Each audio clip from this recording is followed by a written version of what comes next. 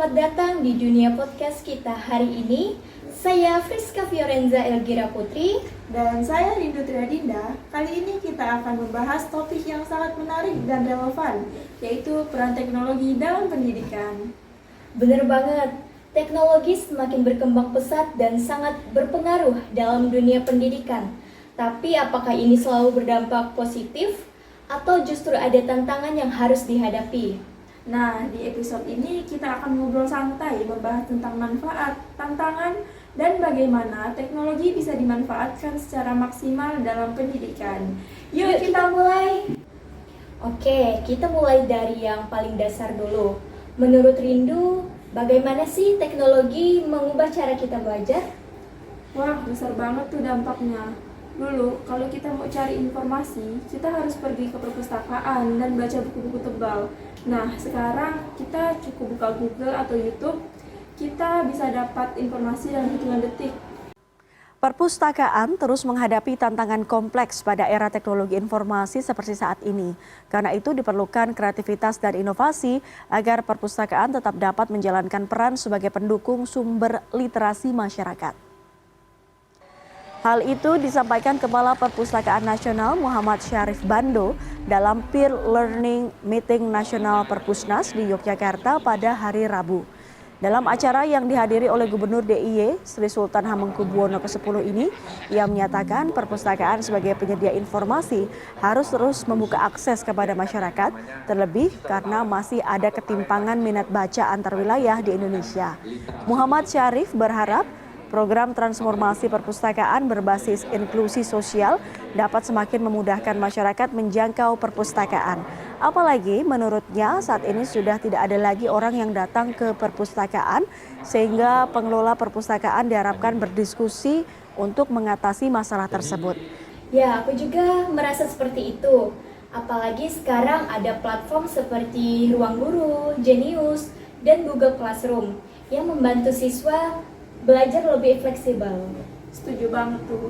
Selain itu, teknologi juga memungkinkan pembelajaran jarak jauh.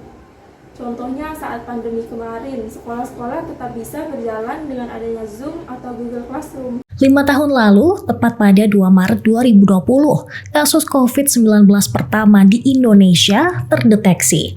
Seorang ibu 64 tahun dan anaknya 31 tahun yang ada di Depok, Jawa Barat, positif mengidap virus mematikan tersebut.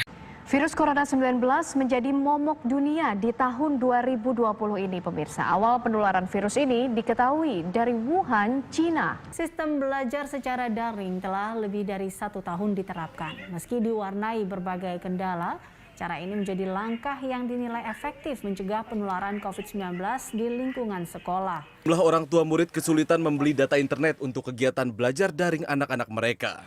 Karena itu, 3 siswa SD Negeri 01 Balarejo, Kebonsari, Madiun, Jawa Timur secara bergantian belajar menggunakan handytalkie milik sekolah. Dengan handytalkie, proses belajar mengajar dirasa sangat terbantu. Pelajaran jarak jauh daring atau e-learning ada beberapa. Tapi di sisi lain ada juga tantangannya. Misalnya, nggak semua siswa punya akses ke internet atau gadget yang memadai. Saat internet sudah menjadi kebutuhan utama, pelajar SMP negeri di Menukung melalui Kalimantan Barat ini masih harus mencari jaringan internet di Bukit Perkebunan Sawit. Sebabnya selama ini tak ada sinyal internet di sekolah mereka. Mirisnya lagi para pelajar saat ini sedang menjalani asesmen nasional berbasis komputer atau ANBK. Akibat minimnya akses internet di sekolah, belasan siswa SMP Negeri Henga di Kabupaten Sika, NTT hari Senin harus berjalan kaki dan mendaki bukit sejauh 1 km menuju sebuah pondok yang terjangkau oleh sinyal telepon seluler. Di pondok ini, para guru mengajari siswa mengoperasikan laptop yang akan digunakan pada pelaksanaan ujian asesmen nasional berbasis komputer atau ANBK yang akan digelar pada 20 hingga 21 September mendatang. Seperti yang dilakukan 2 guru di Jember, Jawa Timur. Demi anak didiknya agar bisa terus belajar, mereka terpaksa meringkas pembelajaran yang disiarkan oleh salah satu televisi. Dengan sistem jemput bola, guru ini mengedarkan ke masing-masing siswa yang memiliki keterbatasan informasi. Lokasi SD Negeri Curah Takir 3 di desa yang berdekatan dengan Taman Nasional Meru Betiri membuat mayoritas siswanya tinggal terpencil di areal perkebunan karet. Selain tidak ada akses internet, sebagian siswa juga tidak memiliki gawai memadai karena orang tua bekerja menjadi buruh penyadap karet. Saiful Kusmadani melaporkan meski harus melintasi perkebunan dengan jalan berbatu, tenaga pendidik ini sabar melakukan agar anak didiknya tidak ketinggalan pelajaran selama belajar dari rumah. Nah, itu dia. Ada kesenjangan digital yang cukup besar, terutama di daerah pedesaan nih. Kalau nggak ada solusinya, teknologi malah bisa memperbesar kesenjangan pendidikan. Selain itu, ada juga tantangan dari sisi distraksi. Banyak siswa yang niatnya belajar lewat internet, tapi malah tergoda buat buka media sosial ataupun game. Sejumlah anak usia sekolah kedapatan masih saja bermain game online di warung saat masa belajar di rumah dan jarak sosial atau social distancing diterapkan untuk mencegah penyebaran virus corona. Petugas Satpol PP Kecamatan Johar Baru yang merazia pun langsung membubarkan mereka dan meminta anak-anak untuk pulang.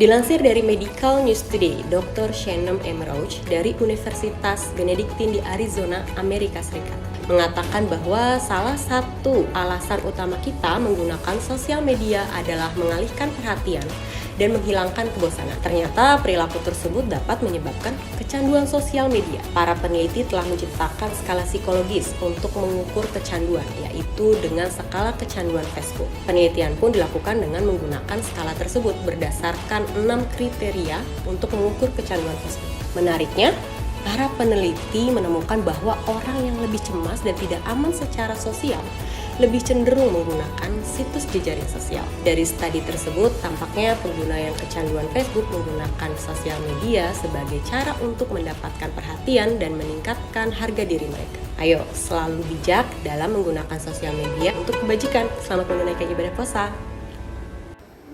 Betul banget tuh, makanya penting juga buat punya self-disiplin dalam menggunakan teknologi. Orang tua dan guru juga harus ikut mengawasi dan mengarahkan pemanfaatan teknologi dengan bijak. Nah, kalau menurut Rindu, apa solusi terbaik supaya teknologi bisa dimanfaatkan secara maksimal dalam pendidikan? Menurutku ada 3 hal nih. Yang pertama, pemerintah dan sekolah harus memastikan akses teknologi sudah merata. Yang kedua, guru dan siswa harus diberi pelatihan tentang cara belajar efektif dengan teknologi. Nah, yang ketiga, harus ada keseimbangan antara teknologi dan metode belajar tradisional. Ya, kemajuan teknologi kini turut andil dalam kehidupan manusia. Salah satu dia di bidang pendidikan. Di Bekasi, Jawa Barat, satu sekolah menjadi pionir menerapkan digitalisasi dalam proses pembelajaran para siswanya. SMA Negeri 6 Bekasi, Jawa Barat menerapkan digitalisasi dalam kegiatan belajar mengajar sehari-hari. Penerapan ini dimulai dengan menggunakan smartboard dan juga whiteboard interaktif. Hai telah menarik para tamu dari seluruh dunia untuk memeriksa cara-cara teknologi digital dapat membawa pendidikan ke tingkat berikutnya sambil mempertimbangkan masalah etika yang ditimbulkan oleh kecerdasan buatan atau artificial intelligence atau AI pada sektor ini. Diskusi berpusat pada pendidikan digital, aplikasi, berbagi, dan inovasi dalam acara 3 hari tersebut yang secara resmi dibuka pada hari Selasa 30 Januari. Sekitar 800 tamu dari 70 negara dan wilayah, termasuk 20 menteri pendidikan, telah berkumpul di kota besar Tiongkok untuk menghadiri konferensi tersebut. Dan banyak dari mereka yang menyampaikan rasa terima kasihnya kepada negara tuan rumah. Setuju banget. Teknologi itu alat yang sangat bermanfaat asal digunakan dengan cara yang tepat. Wah, seru banget ya obrolan ini. Jadi kesimpulannya teknologi dalam pendidikan punya dampak besar, baik positif maupun negatif. Ya nih, teknologi bisa membuat pembelajaran lebih mudah dan fleksibel, tapi juga punya tantangan seperti kesenjangan akses dan distraksi. Jadi, kita harus bisa manfaatkan teknologi dengan baik, supaya pendidikan bisa lebih maju dan merata untuk semua. Oke, sampai di sini dulu podcast kita hari ini. Terima kasih buat kalian yang sudah mendengarkan. Jangan lupa untuk follow podcast kita dan share ke teman-teman kalian. Sampai jumpa di episode selanjutnya.